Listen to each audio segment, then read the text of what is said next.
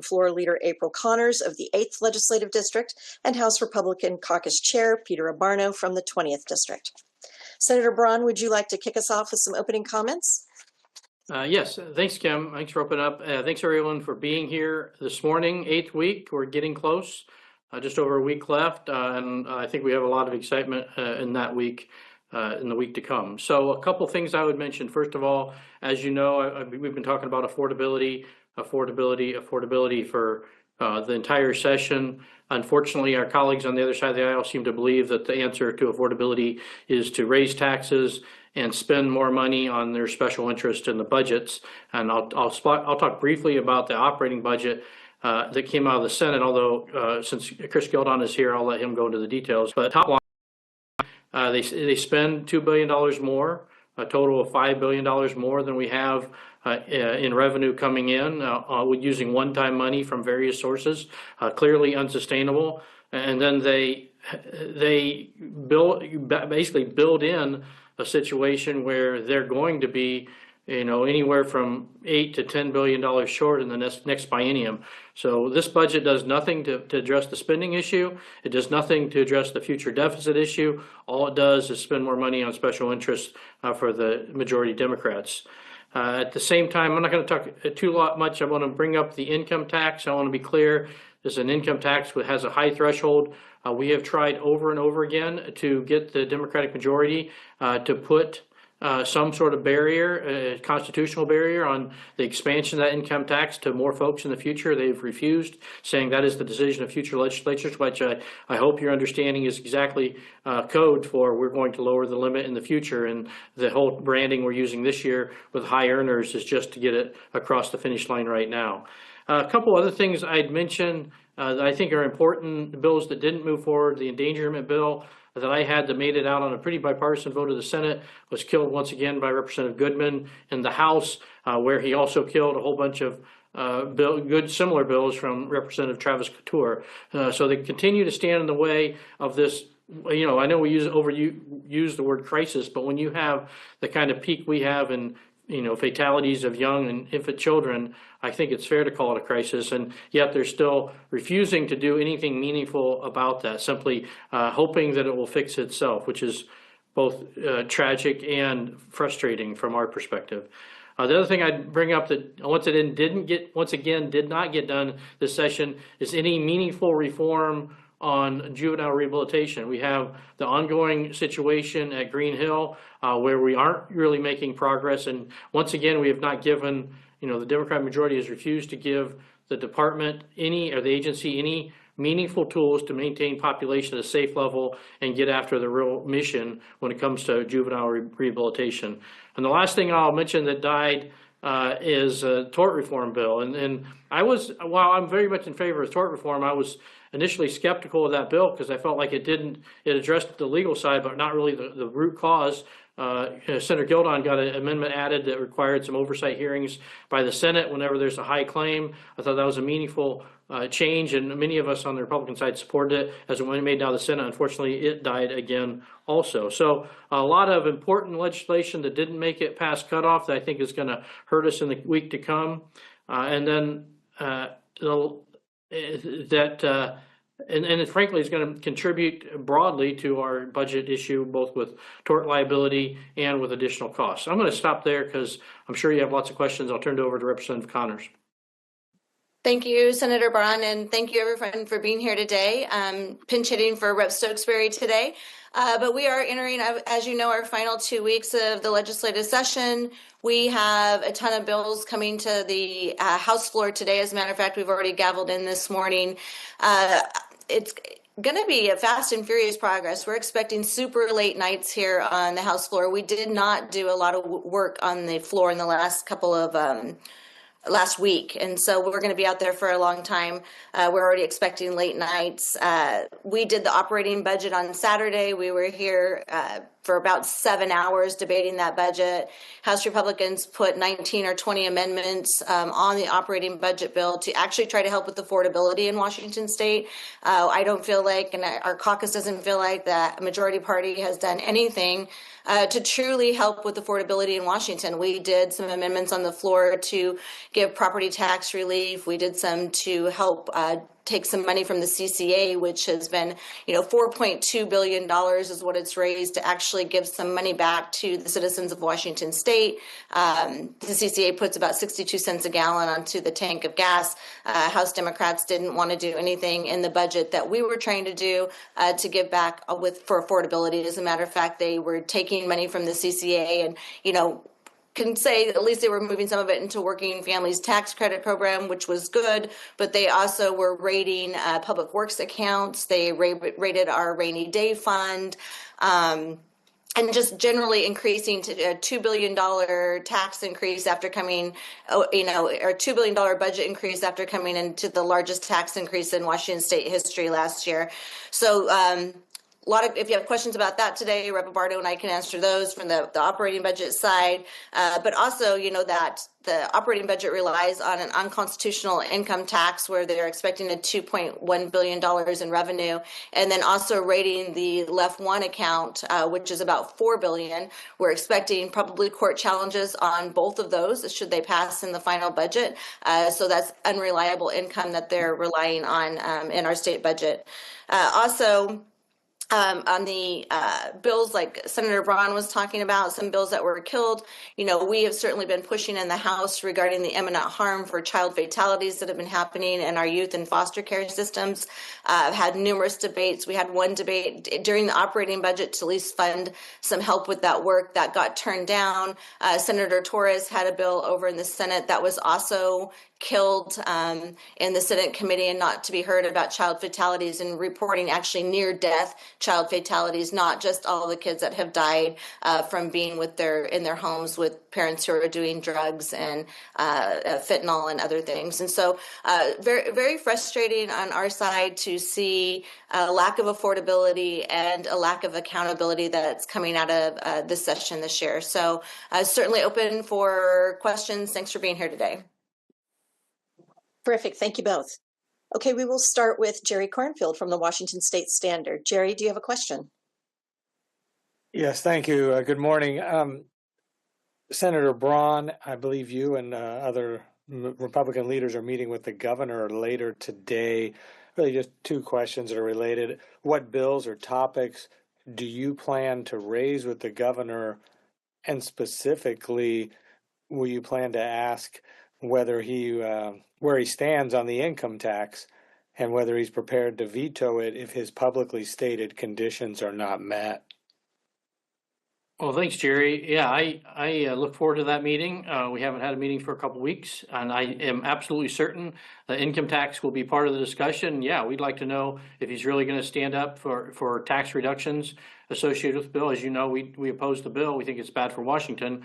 But I do appreciate that the governor has insisted there be some meaningful tax reduction, and so far we really haven't seen that from the legislative majority. So that'll be part of the discussion. I'm certain the operating budget will be part of the discussion because unless he's just not getting good staff support, he's got to know that the budgets proposed by both the House and the Senate are going to lead us back to another deficit next year. And it's up, he's going to have to make a choice whether he's going to be more proactive in trying to get a better outcome than what we have in front of us at the moment. And then I am going to, although I don't know that there's a clear path, I am going to bring up the issue of juvenile rehabilitation. This is the second year in a row where, from my perspective, he has not engaged as hard as he should have to get some meaningful common sense reform across the line. The Democratic majorities continue to tie that reform of any type to very controversial policy instead of getting the basic work done and giving the agency the tools they need. So his agency has been set up for failure, and they're already having enough trouble as it is. So I'm going to push back on that, and also on the, and I like to talk to him a little bit more about both the child endangerment situation we mentioned earlier and the tort reform bill that I mentioned earlier. These are all things that I feel like he should have been more proactive with the legislature and getting them across the line, and he's waiting on them to deliver, and they're not delivering. And I can say that I think Rep. Stokesbury is going to be talking to him about quite a few issues when he meets with Senator Braun. But I know, like, a top of mind for a couple of our districts is the shellfish licensing fee that has gone up, extensive amounts, is putting some of our shellfish farmers out of business. I know he's going to be talking about the housing crisis. House Republicans keep working on solutions to help reform our housing crisis, and the House Democrats keep shutting down a lot of those bills that are coming through to actually help to increase housing, from permitting reform to expansion of urban growth boundaries. I'm sure that, again, they'll be talking about the income tax, and if it were to pass the House and go to the governor's desk, we certainly hope that he would veto that bill. Because they're tapping into the BSA, he's not going to have to balance over the 4 years. I think they really need to take a hard look at this and make sure that they are looking at it with clear eyes. We're hearing that there's going to be actually a striker coming in the House on the income tax. And so look at what happened last year. They did some last minute shenanigans with doing these huge tax increases across Washington, and now we're back here again trying to fix it. We shouldn't, in the 11th hour, be trying to pass an income tax in Washington state, especially with the massive changes that we're hearing that are coming on a striker. Jerry, did you have a follow-up? If I could, Senator Braun, you mentioned two issues, the juvenile rehabilitation and I think tort reform. Are there specifics, steps you could offer the governor to take in the final days, knowing no bill is dead? I mean, are you offering language and provisos, or maybe a bill that they could revive? So there are a couple ways these could be revived. I don't know that is likely, but I'd like to at least talk to him about it. There are, if he says, yes, I want to try and make a run at these at the end, we're certainly willing to help do that in both cases.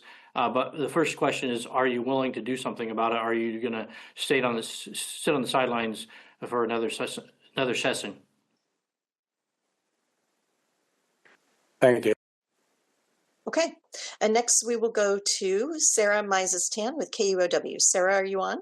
Awesome. Hello, all. Thank you so much.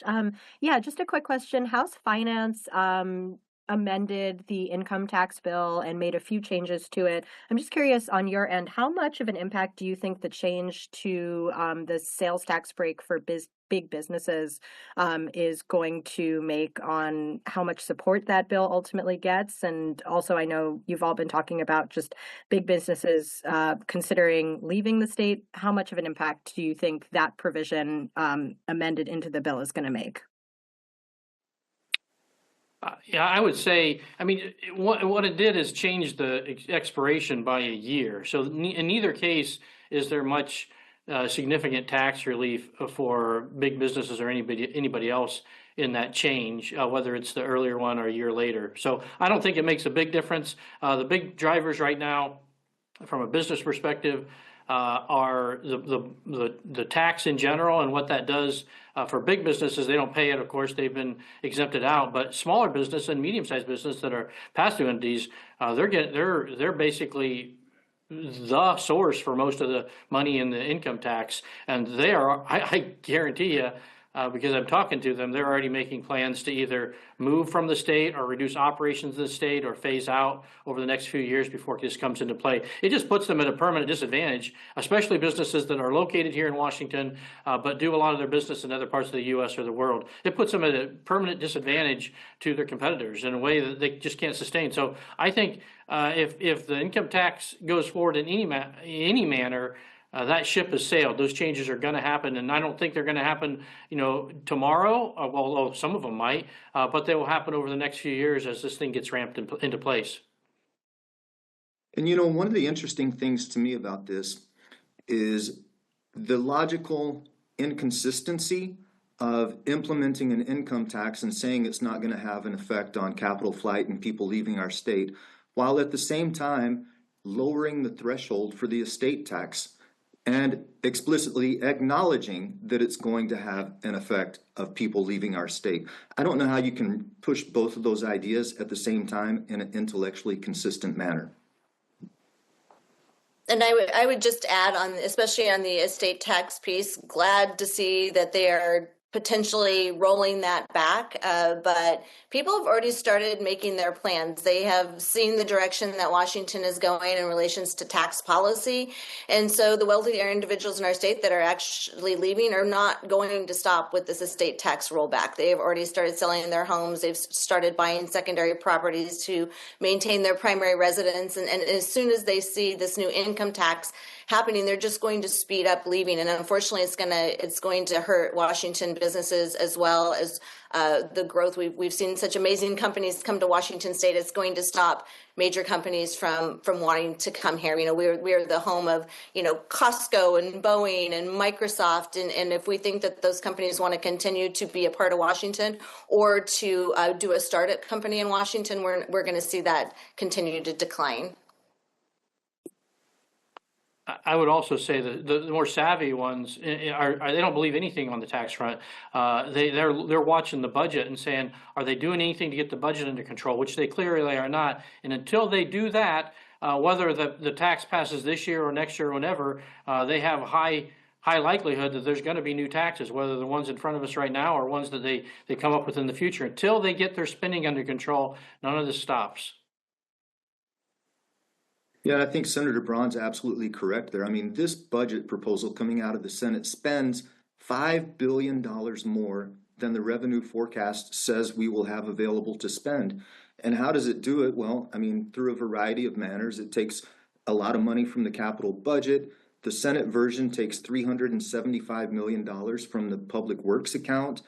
And it also counts on what I've called $800 million worth of hope, where they're allocating $800 million to the agencies and hoping that the agencies just won't spend it out of the, you know, graciousness of their heart or something like that. I don't think you should budget based off of hope, certainly. And it also assumes that spending is only going to increase by 2.2% in future years. Whereas if you look at reality, since the Democrats have taken control of both chambers, spending has gone up an average of 15% per year. I don't believe that 2.2% spending increase is in the realm of reality. And if they actually told the truth about it and used the 15% that they have historically done, they would need to spend or to raise an additional $10 billion to make the budget balance. Yeah. And Sarah, I would just add, when we go back to the people leaving Washington State, I just wanted to also reiterate the AWB, Association of Washington Business poll that came out that said 1 in 2 business owners were considering leaving the state of Washington. And just a reminder, like when those business owners leave Washington, jobs for everyday people in Washington State leave as well, which means taxpayer dollars are going to be leaving Washington. Sarah, did you have a follow-up? Yeah, I just wanted to clarify that this was the rollback of the business and operations tax for high grossing companies. Is that the one that you're referencing here? Since there is also one that they moved, there is that sales tax exemption that got moved forward 1 year for sunsetting, but I just wanted to clarify that we're talking about the same tax because there are a couple that were amended in this. Yeah, I was really referring to both of them. They both have similar impacts or similar. I mean, they don't have a lot because they're out in 2029 and 2030, not a lot of immediate impact. And again, I would go back to the budget issue until, there's no confidence that whether they, move them in, closer a year or out a year, that they're going to sustain that. The budget's going to drive them to make other decisions. Well, and just to add, just a small comment to add on to what Senator Braun is saying. I mean, most businesses need some consistency for planning. I mean, there's an expectation. Most businesses don't plan for the year; they plan on a 3, 5, 7, 10-year schedule to look at, where their growth is going to be, what their employees are going to do, whether they're going to expand or not. So, I mean, even with small sales tax or B&O tax deductions or reductions with the income tax, I mean, I think most business owners I've spoken to just are afraid of the unknown. are afraid of the inconsistency in tax policy, and that's where I think you're seeing a lot of the capital flight to other states that have a much more consistent tax policy. Even with the income tax and what we saw come out of the Senate and reluctance to limit it to the 1 million and above, I think most business owners see that as a signal, and that's why I think you're seeing a lot of capital flight recently. Okay. We will move on now to Carlene. Carlene from the Center Square, do you have a question for us this morning? I do, a couple of them. First of all, I don't know if you guys have had time to look at it yet, but U.S. Supreme Court ruling yesterday in a challenge to California's transgender policies and use of pronouns. It was a victory for the parents. Certainly could have implications here in Washington State. I've reached out to OSPI, but haven't gotten anything back yet. But have any of you had time to look at that? And what do you think the implications are for us here in Washington State?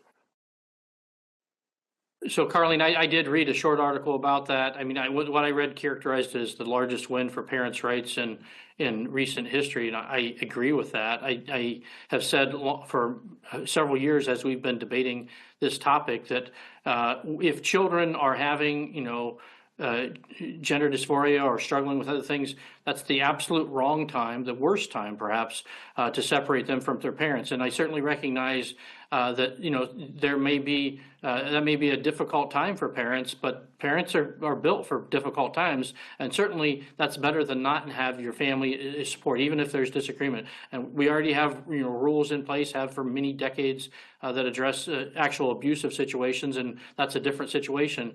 But the idea that we wouldn't tell parents about these very significant things going on in their children's lives, I think is very harmful to children, to parents, to the trust between school districts and parents and children, and it hurts the whole situation. So I think this is an important step. It's a big win for parents, and I think it will lead to better outcomes long term.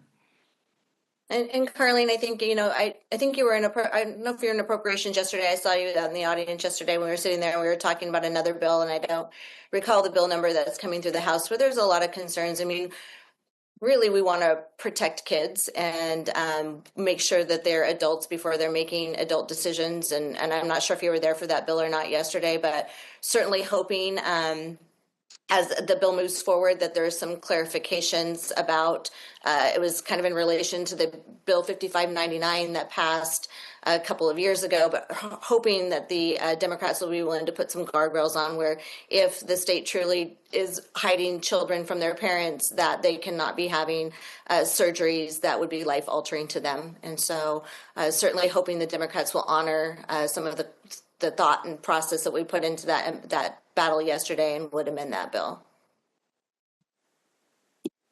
Did you have a follow-up, Carlene?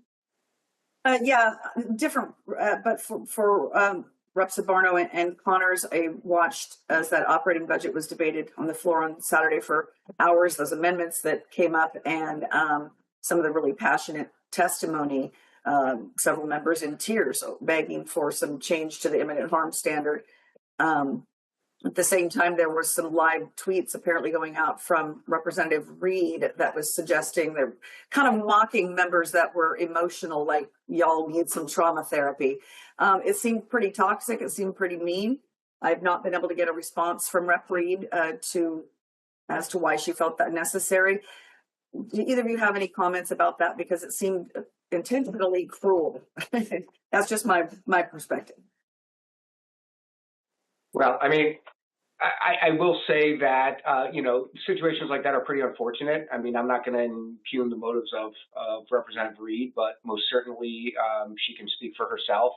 But it's really unfortunate when you have a debate on the House floor and there's comments going out on the side that are which appear to be pretty personal and mocking. But I think Representative Reed can speak for herself what her intent was on that. I mean, I think like many situations that are happening in the House this year that are a little bit unusual and personal, these are teaching and learning lessons for our caucus to also make sure that they understand that, you got to hold yourself to high standards. This is a workplace, and most certainly there's a time and place to have these debates, and on the House floor and social media behind a screen and behind a keyboard is not the place to have them.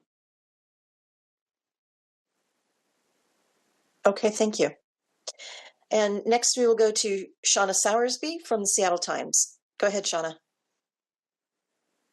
Good morning. I have a couple of different questions. I guess for the House lawmakers on this call, I'm just wondering if you're working with any of the Democrats in the House to push back against the income tax on millionaires at all. Has there been like any sort of discussion or anything between you?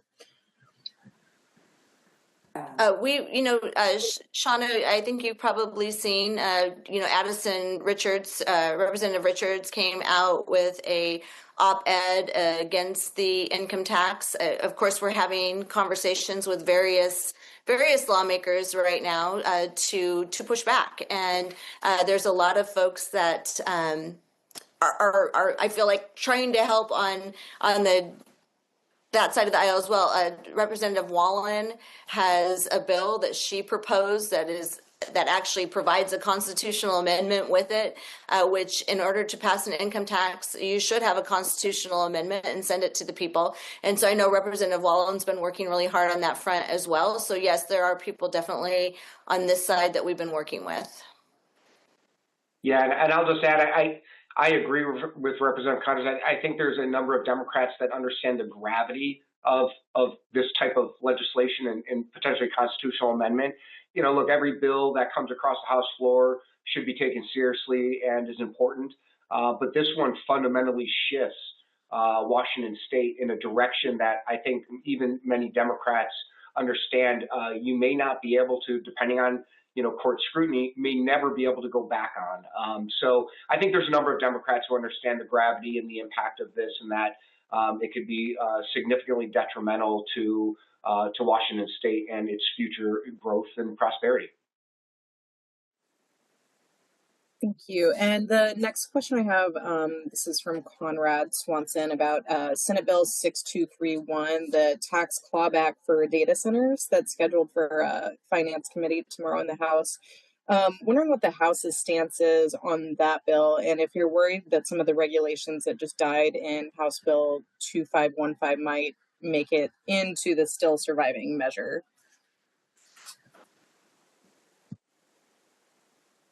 I was going to let Rep. Abarno, since he's on Environment and Energy, actually do a quick response to that. Well, and I don't know where it is in terms of in finance. I mean, obviously the issue with the data center bill is concerning for us. I mean, I've made comments in Environment and Energy Committee regarding these types of bills that we've our energy policy over the last decade or so has gotten us to the point where we're actually pushing out and trying to restrict innovation and the growth of our energy sector. We should have a diverse energy portfolio. We just don't. And then what's now happening is that we have to put on regulations regarding the energy use of entities like data centers to almost restrict them from coming in the state. I think Representative Ibarra put it very well regarding how we need to balance this, and the fact that in his community in Quincy, for instance, the data centers and the innovation there have led to, increased quality of life, increased jobs, and some prosperity within the community. So I think we need to look at those types of things with balance. But I don't think adding on additional, regulations or taxes on energy is the right decision right now. What we should be doing is taking a step back and looking at energy diversity and finding a way to allow those entities to come into the state of Washington and create jobs within a maybe more diverse energy portfolio. So, I mean, I think, as I said in the energy and environment, I think this adds like $114 million, maybe different now, tax really on energy usage, and I just don't think that's the right thing to do. I think Washington State has always stood on innovation and the tech industry, and this is actually contrary to the growth and the innovation that we've had. It's also my understanding that Puget Sound Energy just filed for a 30% rate increase for their energy. And this has nothing to do with data centers. And I think a lot of people like to talk about that data centers are causing all of these rate increases across Washington State. And in this case, it's just not true. Even in the House Ag Committee, their Director of Government Relations for Puget Sound Energy said that they are raising rates not on the data center piece, but it's 100% on state policy policies due to CETA and CCA issues. And so I think that we really need to be looking at state policy issues, like Rep. Barno said, rather than looking at trying to bring jobs and innovation into Washington State right now. Great, Thank thank you. And next we will go to Simone Carter from McClatchy. Go ahead, Simone. Thank you. Good morning. On the subject of affordability, I was hoping that you all could talk about some of the taxes still at play, other than the income tax, that you're concerned would hurt affordability for Washingtonians.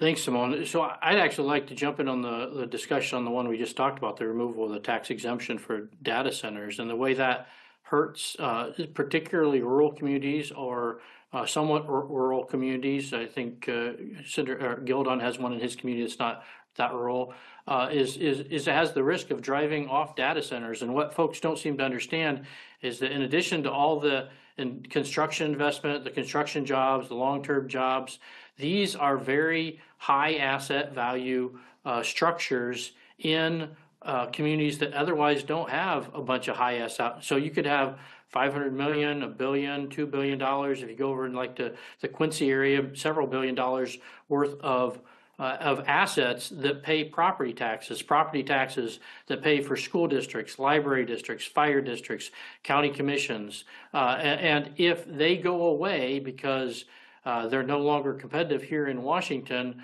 that revenue goes away, and either you have one of two outcomes. You either have a loss of services or a shift of those property tax to residents and to residences, which is of course going to affect affordability in a way that is already, housing, which is already a big problem in our state. So that's one, I think one of maybe the best examples where you strangely have folks who live in urban areas who use all these services from data centers fighting to get rid of them, and folks in rural areas who candidly also use the services, but also benefit from all the revenue they bring in, both in terms of jobs, but more importantly in terms of property tax to their community.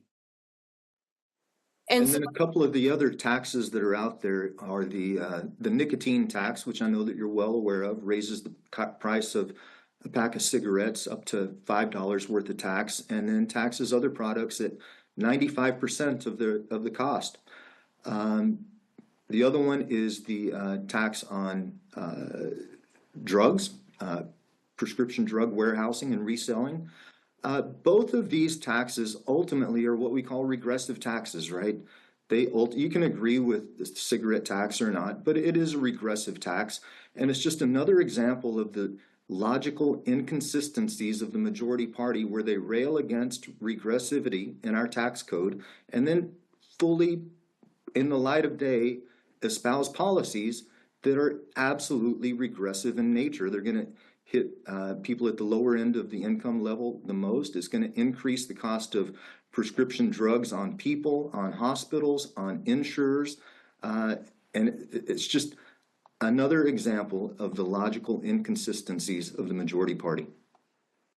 And Simone, I was just kind of pulling up are necessary to implement the budget bills that we have over in the House and the Senate. And, we just came off the largest tax increase in the history of Washington State. And now we are continuing our assault on the healthcare industry. As Senator Gildon just said, there's also still the retail bag tax that's still sitting out there. There is the House Bill 1607, which is the bottle bill, which would put a 10% fee on every single, bottle or the item that you drink in Washington State. And so we're just continuing to attack the affordability of every single Washington resident and business in the state. And so after coming off of that large tax increase, to think that we have an appetite to continue to make Washington less affordable is just, our citizens, at least in my district, are saying, please stop. Like, we can't afford more taxes in Washington. And so we would hope that they would have come back and repealed a lot of these, but they're still continuing to move forward with additional taxes. And I'll just add on, and I agree with everything that was said, especially with the tax increases from last year. I think what's important to remember is that as Rep. Connors said, the largest tax increases in Washington State history, many of those still have not gone into effect and go into effect this year. There's still gas tax increases. There's still increases that will happen this year that I think residents of Washington State need to realize. I think, we tried to sound the alarm in last session that many of these increases are over time and they'll continue to increase the cost of living. But I think Representative Connors is right on. I mean, it's not just the tax increases, it's the massive regulations that just increase the cost of living, especially when we're talking about the cost at the grocery store, when we're talking about packaging and the potential recycling bill and the bottle bill that's coming through, potentially coming through the House.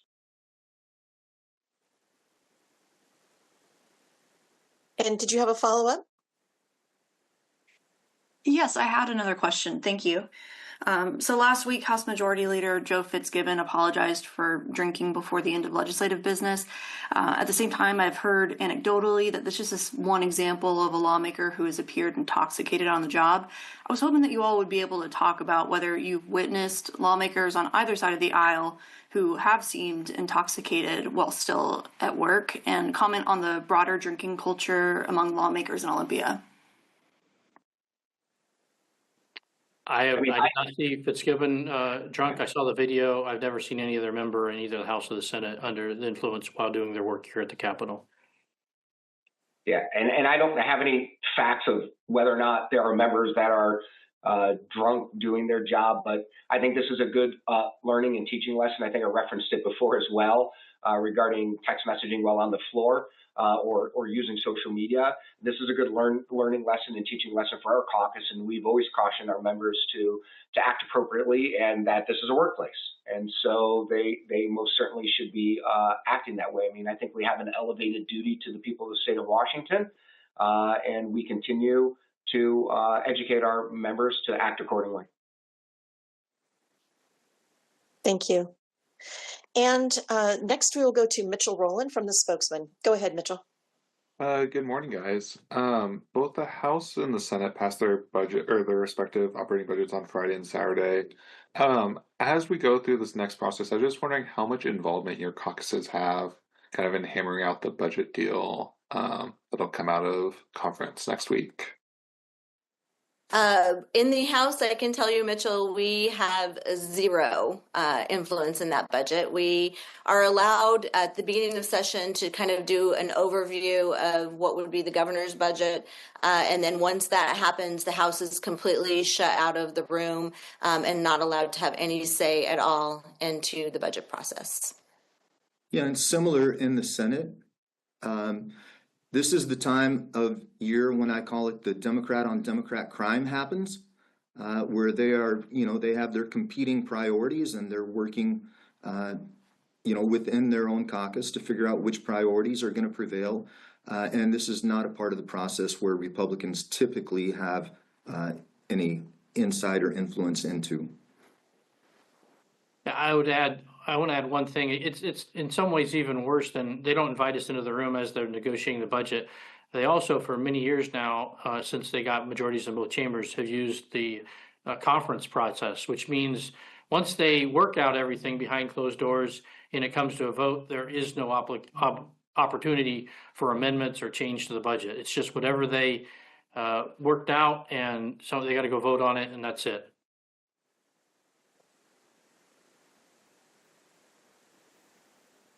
Mitchell, did you have a follow-up question? Just to clarify something, Senator Braun, that you just said about the conference process, is there an alternative path that they could use for this final week and a half where there'd be more kind of public involvement in the budgeting process? Yeah, there would still undoubtedly be some private negotiations, but the process that was used, I think in the 5 years that the Senate had the majority from 13 through 17, I think we only used the conference process one time, and that was on a supplemental. So most of the time it was a more open process. Often it involved hearings where each side, and admittedly it was more drawn out, but each side would sometimes hear an update to their budget or release an update to their budget as part of an offer. So you had a better sense, not a perfect sense, I certainly wouldn't say that, but a better sense of how it was going. It also allowed, as I said, when you brought it for a vote in the end, you really had to work hard to get everybody on board, because if you had a deal, and when amendments were allowed, you had to basically make folks happy enough that there wouldn't be amendments passed that would upset the balance of the budget. So, I wouldn't call it perfect, but much more transparent than what we've been doing for the last 8 years. Okay, thank you. And finally, Drew Mickelson from King 5 was not able to join us today, but submitted a question. And here it is. The state treasurer has concerns about the plans to tap the state emergency savings account for the supplemental budget. How could this have been avoided had your party written the budget? Well, I mean, I guess I can take a little bit of this. Our party did write a budget just last year that was fully balanced. It covered all of our state services, didn't have any cuts to services, didn't have any tax increases, and it bridged the budget gap. Our state would certainly be in a different situation had that budget been adopted. However, both times that we brought that to the Senate floor, the majority party voted against it in favor of the largest tax increase in state history. And here we are today, facing another budget shortfall with another budget proposal that has increased taxes attached to it. This is an $80 billion house of cards budget that is structurally unsound in every way. It spends $5 billion more than the state is going to take in. And I think the way you get at it is you actually have to make hard decisions. You have to bend the cost curve over time. And that is something that the majority party has simply refused or been unable to do. They have not been able to rein in spending. If we truly had a budget shortfall, which we do this year, why in the world are you spending $5 billion more than you're taking in? You are setting us up for an endless cycle of budget deficit and the need to either make severe cuts or increase taxes. And it's going to be a never-ending loop until the majority party actually reaches down, grabs a handful of courage and a little bit of discipline, and makes the decisions that need to be made. I agree with Senator Gildon and appreciate the massive amount of work he did last session creating a budget that the state could have lived with. Representative Couture on the House side spent all interim this year working on a budget framework that could have been used and helped with by the majority party. It prioritized spending similar to what Gary Locke did back in the day, where he was prioritizing, what's the government's function? What do we actually need? He did some zero-based budgeting. He did an affordability first plan. He did tax relief in it. And really had an accountability measure in there to go back to all of our government agencies and make sure that what we are spending and what we are doing is necessary and needed for the people of Washington State. And I would say if we were in the room when the budget was being negotiated, we would have a lot better say. We'd have a lot of different ideas, and we would have been able to give a lot of really good input on how to decrease the budget and cut spending without increasing costs on everyday Washingtonian families. And I'm sorry, I'm getting fired up on this one a little bit. But the budget as proposed had really no structural reforms that actually get at bending that cost curve. They spend $100 million on grants to hire law enforcement officers. That was in the budget last year. They made this thing so complicated and so difficult to do that 0 law enforcement officers have actually been hired using that program. We gave them a choice to balance out DCYF and get more frontline workers at a cost neutral way, because they're overworked. Their caseloads are just too high. We gave them the option of increasing number of frontline workers at DCYF to provide better services to the people of our state. They refused to do that. We gave them a choice of funding infants, a program for infants who were born to drug-addicted mothers. And in lieu of doing that, they chose to fund a program that gives drug paraphernalia to drug addicts. So it's a matter of priorities here. Where are your priorities? Do you prioritize young children, infants who are born into addiction, or would you prefer to give out tinfoil and crack pipes? Priorities. Everything, I agree with everything that both Chris and April said. One thing I would add, and I think this is what the treasurer is getting at more than anything, is this decision to use the rainy day fund to balance the budget when we are in no way in a rainy day. Our revenues, it's right. Our revenue is going to grow $5 billion this biennium. We're using up the rainy day fund, but we see revenue flattening. There's every possibility of a recession in the future, and based on the decisions that are in this budget, using up the rainy day fund, we're going to be in a really bad position a year from now or 2 years from now when the impact of taxes hits. We have an economic downturn and revenue is flat or decreasing, and we have no rainy day fund to fall back on. Okay. Thank you very much, everyone. And we'll turn it over to Senator Braun for closing comments. Well, I'll be brief because we're out of time. Thank you all very much for being here. I really appreciate the work you do in trying to inform our citizens across the state of what's going on here in Olympia. Happy to answer your questions. As you heard, we continue to be focused on affordability, on fiscal responsibility, on maintaining and improving the economy that served us so well in recent years here in the state of Washington, instead of dragging it down with more and more taxes. So we're going to keep up the fight here. We look forward to talking to you in the future. Have a great day. I'll keep mine short as well. Thank you, Senator Braun. I just want to reiterate that, the governor keeps mentioning his North Star. Our North Star in the Republican caucus is affordability for the state of Washington, and that's what we're going to continue to work on. And also we'll be over here in the House punching back, lifting our weight, and fighting as hard as we can against the income tax coming forward. Thank you, everyone, and we'll see you next week for the final media avail of the session.